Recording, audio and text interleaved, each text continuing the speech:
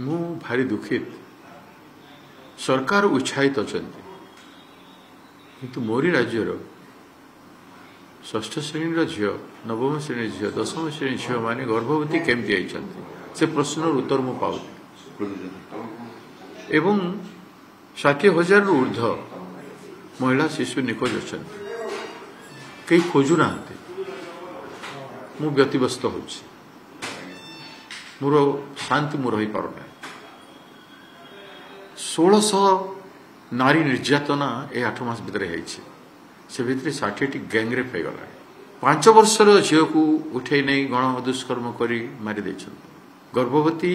झील 10 नाबालिका झील प्रसव करुछ दुई भौणी को गैंगरेप करी रेप करके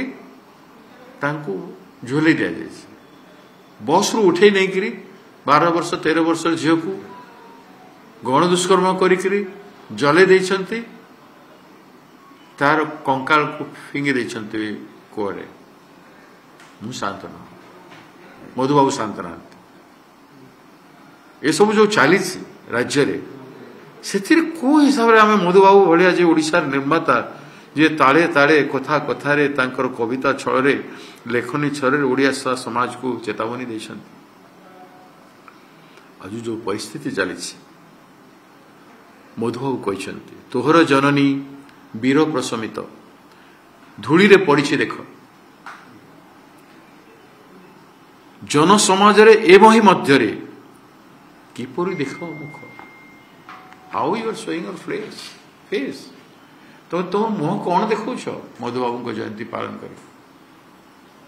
state guest house circuit house ivy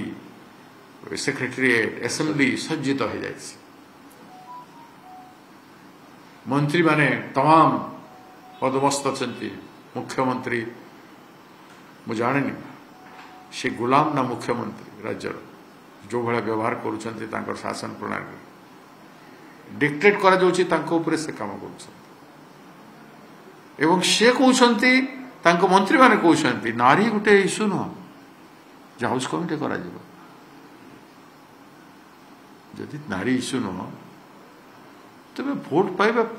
Subhadra योजना कहीं कर पारुछ तो से सुभद्रा को न्याय कहीं दे पाउ 27 टंकार भिक दौच दिन को आउ घंटा करे 4टी रेप गैंगरेप हो घंटा करे एटा आम राज्य पवित्र दिन मोर वार्ता मधुबाबू कथा को उक्ति को ओडिया लोके ध्यान दिंतु ओडिशा राजनीतिक दल माने ध्यान मंत्री विधायक एमाने जत्नवान हुंतु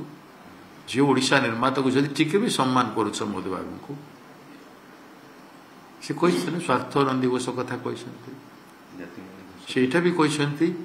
जे सब परिस्थिति जिते बड़े बहुत हम विप्लव हम विप्लव ध्वनि आरंभ हो जाए तेणु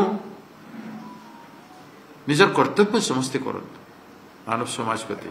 राज्य प्रति जो कर्तव्य अच्छे मु अनुरोध करी मधुबाबू जयंती तेरे सार्थक हम